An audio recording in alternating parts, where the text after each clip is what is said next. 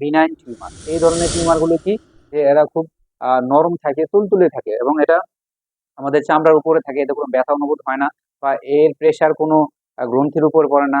এতে করে ব্যথা হইতে থাকে এবং আস্তে আস্তে বৃদ্ধি হতে থাকে। একটা সময় দেখা যায় এখানে অস্ত্রোপচার করলে পরবর্তীতে ক্যান্সার রূপে রূপ ধারণ করতে পারে।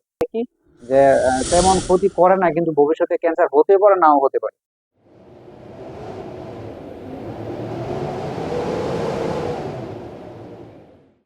সালামু আলাইকুম রহমতুল্লাহি বারাকাতু। আশা করি সকলে ভালো আছেন। প্রতিবারের মতো এবারও আপনাদের সামনে নতুন কোনো টপিক নিয়ে এসে বললাম।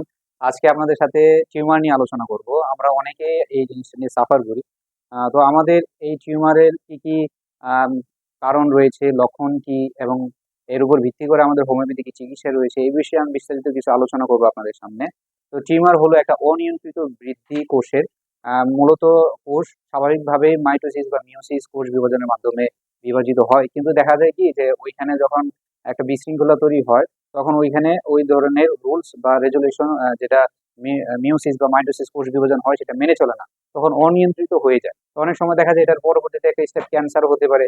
যে কারণে এই টিউমার গুলো হয়, তার মধ্যে কিছু কারণ রয়েছে, যেরকম যেসব মহিলারা অতি দ্রুত বিয়ে শাদী করার কারণে যখন বাচ্চা গ্রহণ করে তারা, তখন তাদের প্রসবের সময় অতিরিক্ত প্রেশার পড়ে, বা সে তার সেই বডিটা প্রস্তুত না সেই বাচ্চা প্রসবের জন্য, তখন ওই প্রেশারের কারণে দেখা যায় তাদের শরীরের মধ্যে একটা অনিয়ন্ত্রিত বা এরকম একটা বিশৃঙ্খলা শরীরের মধ্যে দেখা দেওয়ার কারণে এর ফলহেতু শরীরের মধ্যে কিছু টিউমার দেখা দেয়। স্তন্যে অনেক সময় জরায়ু টিউমার, জরায়ু সিস্টও দেখা যায়। অনেক সময় দেখা যায় জরায়ু প্রলাপসও এরকম অনেকের দেখা দেয়। এরপরে যে কারণগুলো রয়েছে, যে অনেকে দেখা যায় জন্ম প্রতিরোধের কারণে পিল খেয়ে থাকে, এরকম পিল খাওয়ার কারণে হরমোনের ইমব্যালেন্স দেখা দেয় শরীরের মধ্যে। হরমোনের ইমব্যালেন্সের কারণ হেতু শরীরের মধ্যে বিভিন্ন টিউমার রোগ হতে পারে। ব্রেস্টে হতে পারে, শরীরে বগলের তলে হতে পারে, জরায়ুতে হতে পারে, জরায়ু সিস্ট হতে পারে।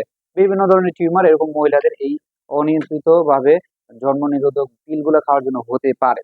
তার পরবর্তীতে হলো যে যারা এরকম পুষ্টির অভাবে খাওয়া দাওয়া ভালো করে করে না, শরীরের মধ্যে পুষ্টির অভাব রয়েছে, তাদেরও ওই পুষ্টির অভাব থেকে এরকম দেখা যায় টিউমার রোগটা হতে পারে। পুরুষদের ক্ষেত্রে এরকম দেখা যায় তাদেরও শরীরে যে ধরনের অনিয়ন্ত্রিত কোষ রয়েছে, সেখান থেকে টিউমার হতে পারে। তাদেরও এরকম শরীরের মধ্যে বিভিন্ন জায়গায় যদি আঘাত পায়, বা ওইখানে যদি কোনো ধরনের ফোড়া থাকে, বারবার এরকম হতে থাকে অনিয়ন্ত্রিত ভাবে, একটা সময় এগুলো একসময় টিউমার রূপে রূপান্তরিত হয়। বিভিন্ন কারণে এর জন্য দায়ী হতে পারে। আবার অনেকে আছে যে কলকারখানায় কাজ করে, চিমনি পরিষ্কারের কাজ করে, ওগুলো থেকে তাদের একটা সাইড ইফেক্ট হিসেবে টিউমার রোগ হয়। বিভিন্ন কারণ হতে পারে। ঠিক আছে, তো আমাদের কাজ হলো সেগুলো থেকে দূরে থাকা, বিরত থাকা। তো আসুন এই বিষয় নিয়ে আমরা বিস্তারিত আলোচনা করি। প্রথমত হলো যে টিউমারের কিছু প্রকারভেদ রয়েছে। তো এর মধ্যে তিন ধরনের প্রকারভেদ: বিনাইন, প্রি ম্যালিগন্যান্ট এবং ম্যালিগন্যান্ট। তিন ধরনের প্রকারভেদ রয়েছে।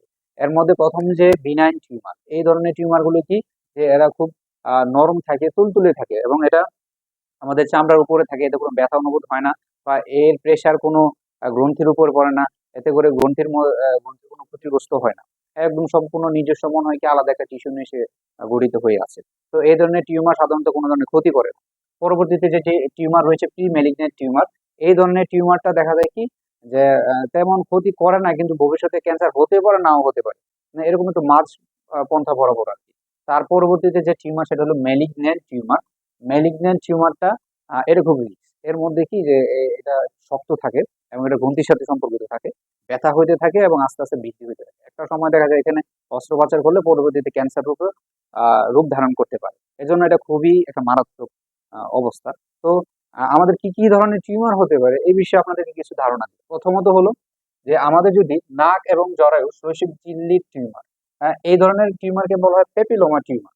এটা কি নাক এবং জরায়ু শ্লেষ্মিক ঝিল্লি, এরকম কি আমাদের নাকে যে মিউকাস মেমব্রেন রয়েছে, ওইটা শ্লেষ্মিক ঝিল্লি, ওইখানের সাথে সম্পর্ক যখন হয়, তখন ওই ধরনের টিউমারকে বলি আমরা কি, পেপিলোমা টিউমার। পরবর্তীতে দুই নম্বরে আমি যেটা নিয়েছি, যে জরায়ু পাকস্থলী মাংসপেশির টিউমার। হ্যাঁ, জরায়ু মাংসপেশির সাথে যে টিউমার গুলো রয়েছে এবং পাকস্থলীর মাংসপেশির সাথে যে টিউমার গুলো রয়েছে, সেগুলোকে আমরা নামকরণ করা হয়েছে যে মায়োমা টিউমার। হ্যাঁ, সেই টিউমারকে কি বলতেছে, মায়োমা টিউমার। চর্মের টিউমারের নাম কি, এপিথেলিওমা টিউমার। চর্ম যেমন আমাদের স্কিনের উপর, আমাদের স্কিনের উপর যখন যে ধরনের টিউমার হবে, সেগুলো হলো কি, যে আমাদের পেপিলিওমা টিউমার। পরবর্তীতে আরেকটা টিউমারের আমাদের যে পিঠ, কাঁধ প্রভৃতি স্থানের ফ্যাটি টিস্যু টিউমার। আমাদের পিঠের, হ্যাঁ, আমাদের পিঠের এবং কাঁধের, পিঠের এবং কাঁধের যে ফ্যাটি ফ্যাটি টিস্যুর মধ্যে যে টিউমার গুলো হয় সেগুলো লাইপোমা। লাইপোমা গুলো কি একটু চর্বি জাতীয় থাকে, একটু তুলতুলে থাকে, একটু নড়বড়ে থাকে। হ্যাঁ, অনেকেরই এই লাইপোমা প্রবলেম গুলো রয়েছে। তার পরবর্তীতে হলো বোন এবং কার্টিলেজের টিউমার। এই এই ধরনের টিউমারকে বলে কন্ড্রোমা টিউমার। বোন কি আমাদের শরীরে বিভিন্ন ধরনের যে বড় বড় অস্থি রয়েছে, যেমন হিউমারাস, রেডিয়াস, ফিমার, আলনা, এগুলোর মধ্যে যখন অস্থির সাথে সংযুক্ত যে ধরনের টিউমার সেগুলোকে আমরা বলতেছি কি কন্ড্রোমা টিউমার। তার পরবর্তীতে হলো মাথার খুলি, মুখমণ্ডল, নাসিকা গহ্বর, অস্থি টিউমার। মাথার খুলি, মুখমণ্ডল, নাসিকা, অর্থাৎ আমার ফেস যে জায়গাটা এবং বা হেড যে জায়গাটা, হেড, মাথার খুলি, মুখমণ্ডল, আরেকটা কি নাসিকা গহ্বর, নাকের ভিতরে ওইখানে যে অস্থির যে টিউমার গুলা, এই জাতীয় টিউমার গুলো অস্টিওমা বলে। মাথার খুলির মধ্যে হতে পারে, মুখের মণ্ডলও হতে পারে, নাসিকা গহ্বরও হতে পারে। এই জাতীয় টিউমারকে অস্টিওমা টিউমার বলে। মস্তিষ্ক কোষের টিউমারের নাম হলো গ্লায়োমা। আমাদের মস্তিষ্ক কোষের টিউমার ওটা ছিল মাথার খুলিতে টিউমার। হ্যাঁ, আর এখানে হলো মস্তিষ্কের ভিতর যে টিউমার গুলো হয়। হ্যাঁ, এই টিউমার গুলো খুবই রিস্ক, এগুলো অপারেশন করতে গেলে অনেক রিস্কের মধ্যে পড়তে হয়। তো এই জাতীয় টিউমারকে বলা হয় গ্লায়োমা টিউমার। এই জাতীয় টিউমারের হোমিওপ্যাথি খুব সুন্দর চিকিৎসা রয়েছে, পরবর্তীতে আমি আসতেছি। তার পরবর্তীতে হলো মস্তিষ্ক, লিভার স্থানের রক্ত নালিকার টিউমার। মস্তিষ্ক, লিভার স্থানে রক্তনালিকা টিউমার। আমাদের মস্তিষ্ক এবং লিভারের স্থানে যে রক্তনালিকা রয়েছে, যে ভেসেলস গুলো রয়েছে, ব্লাড ভেসেলস, হ্যাঁ, ওইখানে কি যে এক ধরনের টিউমারের বৃদ্ধি পায়, সেই টিউমারের নামকরণ হলো হ্যামানজিওমা টাইপের টিউমার। ঘাড়, জিবা, বগল, লসিকা নালী টিউমার। ঘাড়ের মধ্যে আমাদের এই ঘাড়ে এবং জিবায় এবং নিচের দিকে, জিবার ঠিক নিচের দিকে এক ধরনের টিউমার হয়। এবং বগল, আমাদের বগল এবং লসিকা নালী, লসিকা নালী আমাদের বিভিন্ন জায়গায় থাকে। বিশেষ করে আমাদের বগলের নিচে লসিকা নালীগুলো গুলো বেশি থাকে। ওই ধরনের, ওইখানে যে টিউমার গুলো হয় সেগুলো হলো লিমফ্যানজিওমা, লিমফ্যানজিওমা টিউমার। এই হলো আমাদের মোটামুটি টিউমারের প্রকারভেদ আমি তুলে ধরার চেষ্টা করলাম। আশা করি এগুলো আমাদের উপকারে আসবে জানার জন্য। এখন কথা হলো যে এগুলো কি কি কারণে হয়। এখন আমাদের হোমিওপ্যাথিতে কি চিকিৎসা রয়েছে, আমি বারবারই বলার চেষ্টা করি যে আমাদের হোমিওপ্যাথিতে মেইন হলো টোটালিটি অফ সিমটমস। পুরা শরীরের সিমটমস গুলো কালেক্ট করে এর উপর ভিত্তি করে সিঙ্গেল রেমেডি বাছাই করা। যারা এরকম প্যাটার্ন চিকিৎসা দেয়, হ্যাঁ, এরকম একাধিক ট্রিটমেন্ট দেওয়ার চেষ্টা করে, একাধিক ওষুধ দেওয়ার চেষ্টা করে, তাদের কাছ থেকে দূরে থাকো।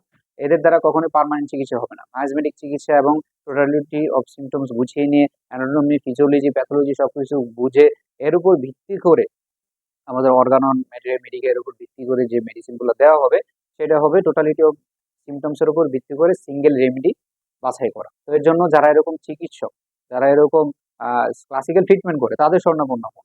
এরকম পেটেন্ট ট্রিটমেন্ট, সিঙ্গেল ফাইল, এক ফাইলই যথেষ্ট, এক মাসে ভালো হয়ে যাবে, হ্যাঁ, এরকম যারা করে কখনো গোড়া থেকে ওষুধটা সারে না, পরবর্তীতে আবার রিল্যাপস করে। এই জন্য আসুন সঠিক হোমিওপ্যাথি গ্রহণ করে সুস্থ থাকি, ভালো থাকি। আসসালামু আলাইকুম রহমতুল্লাহ।